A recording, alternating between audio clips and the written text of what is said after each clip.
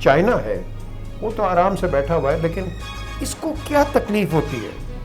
ये जो T boy है, चंद दिन पहले एक गुत्थम गुत्था लड़ाई हुई अनआर्म्ड, जिसमें 20 बल्कि कहते हैं इससे भी ज़्यादा इंडियन फौजी जो हैं वो हलाक हुए कारगिल वाली साइड से, जहाँ से वो दोसाई प्लेन्स को काटे और उधर से आगे से काटे, लेकिन वहाँ पर हमारे दफा बहुत मजबूत हैं।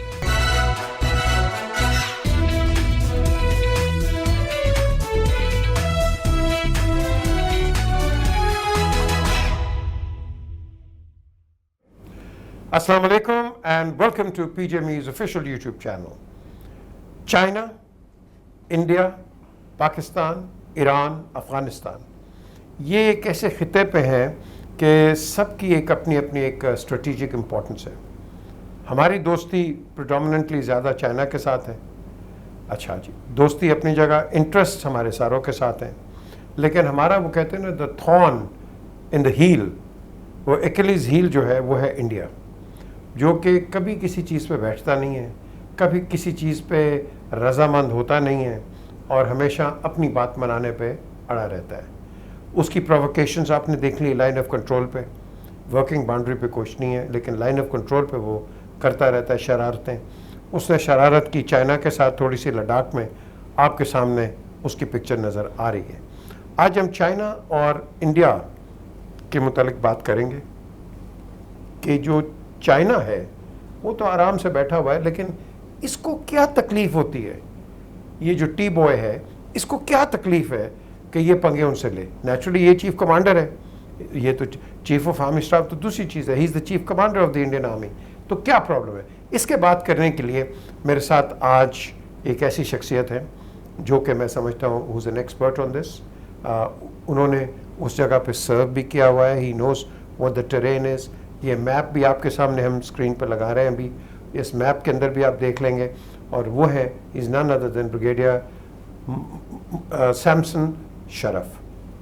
आज इनसे बात होती है और इनका एक व्यू पॉइंट लेते हैं कि व्हाट इज़ इज एनालिसिस कि जो चाइना और इंडिया है इसके दरमियान ये जो कन्फ्रंटेशन हुई है, एक तो इसकी स्ट्रेटेजिक इम्पोर्टेंस कितनी है, और दूसरा why is China India rather adamant on taking on China, or can it take on China?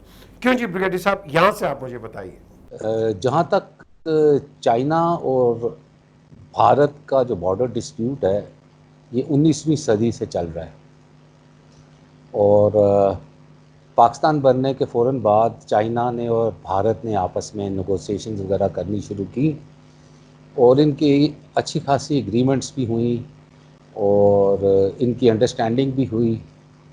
अगर आप नोटिस करें तो 1962 तक चाइना कश्मीर पे भी कोई इतना ज़्यादा मुतहरक नहीं था, लेकिन उसके बाद चाइनीज़ फॉरवर्ड पॉलिसी की वजह से इंडियन फॉरवर्ड पॉलिसी की वजह से तनाव हुआ, जिसकी वजह से 1962 में इनकी जंग हुई, जिसको हम हिमालयन ब्लंडर कहते हैं। उसके बाद चीज़ें खामोश रहीं। राजीव गांधी साहब के दरमियान कुछ कॉन्फिडेंस बिल्डिंग मेजर्स भी हुए, कुछ चीज़ें साइन भी हुई 99 में भी, उससे पहले भी। लेकिन मोदी साहब ने जब अपने ग्रैंड वॉर्स डिज़ाइंस में आर्टिकल 370 को एब्रोगेट किया, 35A को एब्रोगेट किया, और उसके फ़ौरन बाद लद्दाख को यूनियन टेरिटरी डिक्लेयर कर दिया और कश्मीर का स्टेटस भी चेंज कर दिया, तो चाइना और पाकिस्तान दोनों ये समझते हैं कि वो जितनी भी इंडिया के साथ एग्रीमेंट्स थी, वो तमाम एग्रीमेंट्स जो हैं डिप्लीट हो गए, और यहाँ से ये दोबारा एक नया मसला शुरू होता है। और उसी मसले के सिलसिले में अस्काई चीन और उसके शुमाल मशरिक की तरफ जो पहाड़ी सिलसिला कराकरम का, जिसको हम गलवान आजकल समझ रहे हैं, यहाँ पर इनका तनाव हुआ। इससे नीचे भी एक झील है, वहाँ पर भी तनाव हुआ, और आपने देखा कि चंद दिन पहले एक गुत्थम गुत्था लड़ाई हुई अनआर्म्ड, जिसमें 20 बल्कि कहते हैं इससे भी ज़्यादा इंडियन फौजी जो हैं वो हलाक हुए और उनकी लाशें वतन अपने वापस आईं। और चाइना जो है वो अच्छा खासा जो है वो उन इलाकों में जहाँ पर के इंडिया बैठा हुआ था, ان پہ قابض ہو گیا، نہ صرف گلوان کے علاقے میں بلکہ فنگرز کے علاقے میں بھی جو جھیل کے ساتھ ساتھ ہے. اوکے اچھا یہ ایک اور چیز مجھے بتائیے اس کے ان ڈیپتھ میں، یہ why did India take on this adventure? یہ کیا صحیح بات ہے کہ they want to derail the CPEC? دیکھیں اس میں کچھ پروپیگنڈا کچھ حقائق ہیں. کراکرم پاس جو ہے دولت بے گولڈی کے بالکل قریب ہے، کوئی 8 کلومیٹر دور ہے وہاں سے. یہ ایک پرانا قدیم راستہ ہے جس کو ہم سلک روٹ کہتے ہیں. لداخ، کارگل، گلگت بلتستان سے کے لوگ جو تھے تورتک کے راستے اور کنوائی سیڈل کے راستے سے اور کچھ اور راستے تھے، وہاں سے قافلے جو تھے وہ چین جایا کرتے تھے، ٹریڈنگ ہوتی تھی ان قافلوں پر. یہ وہ والا کراکرم پاس جس کے وہ بالکل قریب ہے. جو کراکرم ہائی وے ہے ہمارا سنسر جو کھنجراب کے پاس ہے، وہ یہاں سے تقریباً 300 کلومیٹر مغرب میں ہے. اور وہاں تک اگر انڈیا نے پہنچنا ہے تو اس کو پہاڑی سلسلوں کا ایک انبار ہے جسے طے کرنا پڑے گا، جن میں سے 5 پہاڑ جو ہیں وہ 8000 میٹرز کی بلندی سے زیادہ، اور 20 پہاڑ ایسے ہیں جن کی 25,000 فٹ سے زیادہ ہائٹ ہے. تو ملیٹریلی وہاں سے اس ایریے کو کانکر کرتے ہوئے وہاں تک پہنچنا ان کے لیے آسان نہیں ہے. ایک آسان راستہ ان کے لیے ہے کارگل والی سائڈ سے، جہاں سے وہ دوسائی پلینس کو کاٹیں اور ادھر سے آگے سے کاٹیں، لیکن وہاں پر ہمارے دفاع بہت مضبوط ہیں اور وہ اتنا مشکل علاقہ بھی نہیں ہے جیسا کہ سیاچن کا. لیکن وہاں پر جب سے پاکستان بنا ہے ہماری سپاہ وہاں پر موجود ہیں اور ان کے مورچے بھی بنے ہوئے ہیں اور ایک بڑا دفاعی ارتباط موجود ہے. تو یہ بیسکلی ایک سڑک ہے جو لنک کرتی ہے کراکرم ہائی وے کے ساتھ، ایک لیٹرل ہے چائنا کے ساتھ. ان کو اس کی تکلیف ہے کیونکہ ان کو پتہ ہے کہ ہماری بارڈر ایگریمنٹ چائنا کے ساتھ ہے جو ابھی تک ریٹیفائی نہیں ہوئی. وہ ریٹیفائی تب ہوگی جب کشمیر کا مسئلہ حل ہو جائے گا یونائٹڈ نیشنز ریزولوشنز کے تحت، تب وہ ایک ٹریٹی میں تبدیل ہو جائے گی.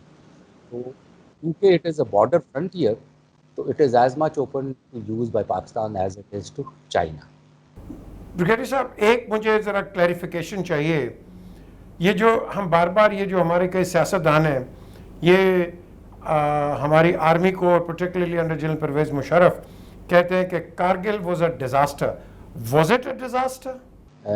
Yes, Kargil was a political disaster, not a military disaster. It was a failure of the state policy and the foreign policy.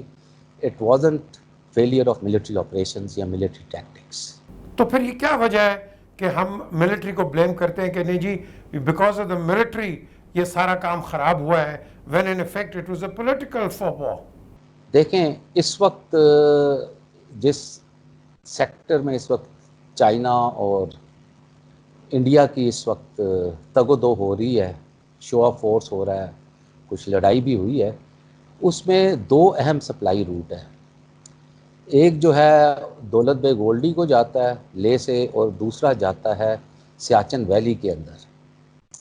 یہ دونوں راستے جو ہیں، یہ جو سیاچن ویلی والا روڈ تھا دراز اور کارگل کے پاس، وہاں پر پاکستانی فورسز نے قبضہ کر لیا ہوا تھا کارگل، اور وہاں بیٹھ اس کو روک دیا ہوا تھا. آپ نقشے پہ دیکھیں وہاں سے کتنی دور ہے. وہاں سے ایک امریکن پریشر اور پولیٹیکل پریشر کی وجہ سے ہماری فورسز کو وہاں سے پل بیک کرنا پڑا. آپ نے اگر اس زمانے میں کارگل کی جنگ فالو کی تو انڈیا بہت باتیں کرتا تھا ٹالر لنک کی. اس ٹالر لنک پوسٹ کے اوپر ہمارے میجر اعظم تھے، میری پلٹن کے تھے، فرسٹ سندھ کے. ان کو آپ بھی جانتے ہیں، ویجیلنس آفیسر تھے پاکستان کرکٹ بورڈ میں.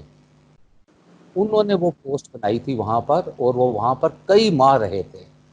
ہمارا قبضہ ہو چکا تھا، ہمیں بعد میں وہاں سے آنریبلی وڈرا کرنا پڑا کیونکہ نہ ہماری ایئر فورس یوز ہوئی تھی، نہ ہمارے پولیٹیکل ایلیمنٹ نے سپورٹ کیا تھا، ورنہ وہ ایک بہت بڑی وکٹری تھی جو پلیٹ میں ہمارے پاس آ گئی تھی. تو militarily it was not a failure, politically. Okay اچھا یہ مجھے بتائیے کہ what is the strategic importance for Pakistan, India and China for that train?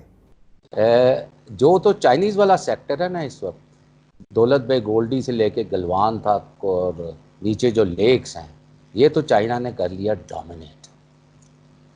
اب تو اس وادی میں انڈینز کے لیے بہت مشکل ہو جائے گا. عموماً یہ وہ سیزن ہے جب ڈمپنگ ہوتی ہے آگے پہاڑی علاقوں میں. اب ان سڑک کٹ گئی ہے, ان کی ڈمپنگ بھی وہاں پر رک چکی ہے. وہ سائٹ تو کر لی انڈیا نے مکمل, چائنا نے ڈومینیٹ. اس میں تھوڑی چوڑی وادیاں ہیں اور وہاں پر موومنٹ بھی زیادہ ہو سکتی ہے. جو سیاچن کا جو روڈ ہے اور اس سے مشرق والا علاقہ ہے یہ گنجان کراکرم رینج ہے جس میں اونچے اونچے پہاڑ ہیں. بالکل انتہائی مغرب میں K12 ہے, اوپر جو ہے K2 ہے, اس کے ساتھ گشبرم 1 ہے, گشبرم 2 ہے, گشبرم 3 4 ہے. گشبرم 1 ہے جس پہ میں چڑھا ہوا ہوں اور وہاں سے میں نے پورا سیاچن وغیرہ کا منظر بھی دیکھا ہوا ہے. تو یہ ساری رینجز ہیں. یہاں پر جو ہے وہ موومنٹ اتنی آسان نہیں ہے جتنی ان علاقوں میں ہے جن کو چائنا ڈومینیٹ کر رہا ہے. تو چائنا نے تو ایک لحاظ سے ان کی جو سپلائی لائن ہے, کمک کی لائن ہے, وہ بند کر دی ہے.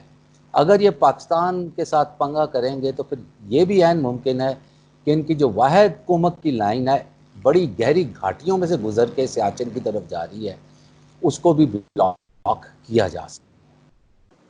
اور اس کے ساتھ اگر دراز اور کارگل بھی بلاک ہو جائے تو مکمل انڈین فورسز جو ہیں وہ چوک ہو جائیں گی لداخ کی وادی میں, وہ وہاں سے پھر نکل نہیں سکیں گے. سو آپ کیا کہیں گے بریگیڈیئر صاحب, دین واٹ ڈز انڈیا وانٹ؟ آئی مین اس نے 2 محاذ کھول لیے ہیں, پہلے بھی کھولے تھے, دوبارہ کھولے. So what is the Indian agenda? Indian agenda یہ ہے, it was building up for the past 20 years. جب سے بی جے پی پاور میں آئی تو ان کا سنگھ پریوار جو تھا ان کا ایک بڑا گرینڈواز ڈیزائن تھا کہ they are the inheritors of the British colonial empire. Bharat Varsha, Akhand Bharat کی یہ بات کرتے تھے. وہ کہتے تھے ہم اپنے بارڈرز کو ادھر لے جائیں گے جہاں پر ان کی جو ایک میتھیکل کنگڈم تھی بھارت کی وہ ہوتی تھی کسی زمانے میں, بھارت ورشا جس کو اکھنڈ بھارت کہتے ہیں. وہ دریائے کابل تک جاتی ہے, ادھر سے چین تک جاتی ہے. تو اس کے پرسوٹ میں انہوں نے ایک بڑی ہائپر ایکٹیو اور اگریسو پالیسی بنائی جس میں RSS بھی استعمال ہوا. لیکن ہوا یہ ہے کہ جو یہ گرینڈواز پالیسی ہے اس کا ارتباط کوئی نہیں ہے ان کے ملٹری فورس سٹرکچر کے ساتھ. اس لیے اس پالیسی کو امپلیمنٹ کرنے کے لیے ان کی فوج نہ پریپیئرڈ ہے, نہ اکوپڈ ہے, نہ ٹرینڈ ہے وہ کرنے, اس پہ عمل کرنے کے لیے. اس لیے انڈیا کو اتنی بڑی شکست کا سامنا ہوا ہے گلوان میں, اور یہ ہر جگہ پر ہوگا. اگر آپ دیکھیں بالا کو اسی طریقے سے شکست ہوئی, آف ٹارگٹ وہ بم پھینک کے چلے گئے. جب پاکستان نے ریٹیلیٹ کیا تو پورے اس علاقے کا کمیونیکیشن سسٹم پاکستان نے جیم کر دیا تھا اور ان کے جہاز کمیونیکیشن میں نہیں تھے. انہوں نے اپنا ہیلی کاپٹر گرا دیا, 2 جہاز پاکستان نے گرا دیے. تو پاکستان نے بھی سائبر سپیس میں مکمل برتری حاصل کی اس محدود مدت کے لیے. تو Indian force structure is not structured for a modern war. یہ 30 سال پیچھے چل ابھی تک. اچھا بریگیڈیئر صاحب ایک اور مجھے بتائیں کہ what prompts India, I mean the genetic question, what prompts India to be on this provocation side? You're always provoking Pakistan and of course giving negative news outside, yet in the same breath ہم دیکھتے ہیں انہوں نے کشمیریوں کے ساتھ کیا کر رہے ہیں, وہاں دالیتس کے ساتھ, خالستان, نازا, یہ ناگا, میزو, Assam, Tripura. I mean all of these, and yet the world does not take any attention to it. Why? There's a logic to it. ایک انڈین اسکالر ہیں, رینڈ میں ہوتے ہیں, اب وہ کسی اور انسٹیٹیوٹ میں ہیں, اسٹیٹ ڈپارٹمنٹ میں بھی سرو کر چکے ہیں, ایشلے ٹیلس. انہوں نے لکھا تھا ایک دفعہ کہ India and Pakistan exist on the extremes of ideological divides. پہلی چیز تو یہ. سیکنڈلی انڈین آرمڈ فورسز کا جو فورس اسٹرکچر ہے, خواہ وہ ماؤنٹین ڈویژنز ہیں, خواہ وہ پوری دنیا سے اکوپمنٹ لیتے ہیں چائنا کے بہانے سے, حقیقت میں وہ پورا فورس اسٹرکچر جو ہے اس کی پری ڈسپوزیشن پاکستان کی طرف ہے, چائنا کی طرف نہیں ہے. دنیا کو وہ چائنا کی بوگی دکھاتے ہیں, ایکچوئل ان کی جو ڈپلائمنٹس ہیں اور جو ان کی آرگنائزیشنز ہیں دے آر پاکستان اسپیسیفک. اور ہم پاکستانی ہمیشہ باہر والوں کو کہتے رہے ہیں کہ یہ آپ کے ساتھ فریب کر رہے ہیں. جب آپ کو ان کی ضرورت پڑے گی تو یہ اس امتحان پہ پورا نہیں اتریں گے. اب کیونکہ ان کا فورس اسٹرکچر پاکستان اسپیسیفک ہے, it is not specific to fight on high altitude 14,000 16,000 18,000 20,000 کی بلندیوں پر, تو اب جو ہے وہ بالکل بے یار و مددگار پڑے ہوئے ہیں. ان کے ویپن سسٹمز, ان کی ٹریننگ, ایک بہار کی بٹالین تھی اس علاقے میں, ایک انفنٹری بٹالین تھی, اس کے ساتھ ایک بیٹری تھی, آرٹلری تھی, وہ کچھ بھی نہیں وہاں پہ کر سکتے, فورس ہی بہت کم. اچھا یہ مجھے بتائیے, یہ جو ابھی آپ نے بات کی ہے انویژن, آئی مین کین, ول اور shell India invade Pakistan, and how prepared are we? We are fully prepared, 100% prepared, and if they will invade Pakistan, rest assured, Kashmir, Ladakh is no more with India. یہ Indians کو پتہ ہونا چاہیے. Indians نے ایک اور بھی کام کیا, انہوں نے ایک ڈاکٹرن ڈیولپ کیا to fight a conventional war, limited war with Pakistan under a nuclear shadow. لیکن وہ نیوکلیر شیڈو انڈیا بنا ہی نہیں سکا, کیونکہ پاکستان کو نیوکلیر سیکیورٹی اس پہ حاصل ہوگی ایک, اور دوسرا یہ کہ اس انوائرمنٹ میں جہاں پر 3 ممالک ابھی انوالو ہیں, تو جو نیوکلیر شیڈو ہے وہ پاکستان اور چائنا کی فیور میں چلا گیا. تو اچھا بریگیڈیئر صاحب, یہ آپ نے دیکھا کہ 71 کی وار کے اندر انہوں نے یہ جو پلانٹیشن کی تھی, and of course we lost that part.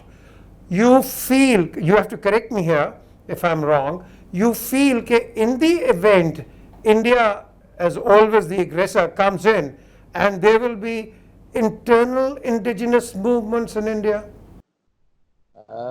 There are already internal indigenous movements in India. جہاں تک مفتی بہانی کا تعلق ہے, تو مفتی بہانی کا جو میجر پنچ تھا, that was actually the Tibetan Liberation Army, جن کو چائنا کے خلاف CIA نے انہوں نے ٹرین کیا تھا, اور ان میں بنگالی مکس کر کے انہوں نے ناگالینڈ اور اس سائڈ سے انہوں نے لانچ کیا گیا تھا پاکستان کے اندر. انڈیا میں اپنی بہت زیادہ انڈیجنس موومنٹس ہیں, علیحدگی پسند, اور چائنا کے بارڈر کے ساتھ ساتھ ہیں. آپ اندازہ لگا لیں, نیپلیز ہیں وہ بھی بول پڑے ہیں, بنگلہ دیشی جو ہیں they are also very uncomfortable in India, اور ان کا تمام ملٹری سسٹم جو ہے وہ چائنا سے منسلک ہے لاجسٹکلی.